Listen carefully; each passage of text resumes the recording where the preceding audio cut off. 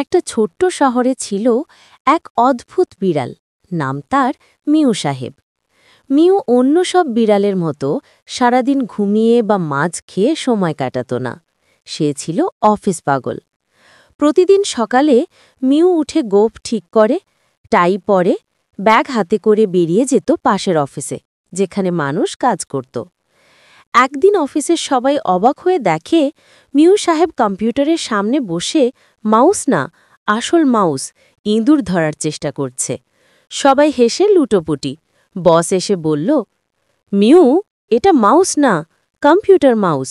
Mu ভুরু কুচকে বলল, তাহলে এটা দিয়ে ইঁদুর ধরা যায় না? সব কর্মচারী আবার হেসে গড়িয়ে পড়ে। পরের দিন মিউকে দেওয়া হলো টি টাইম ম্যানেজার এর দায়িত্ব। সে সবাইকে সময় মতো চা খেতে মনে করায়, কিন্তু একদিন সে নিজেই সব কাপ ভর্তি দুধ খেয়ে ফেলল। শেষে বস হেসে বলল, তোমাকে অফিসে রাখব, কিন্তু দুধের দায়িত্ব দেব না।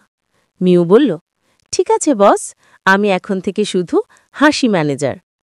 তারপর থেকে মিউ অফিসে গেলে সবাই হাসে, কাজের চাপ হালকা হয়ে যায়, আর মিউও খুশি, কারণ সে নিজের মতো করে অফিসের নায়ক হয়ে গেছে।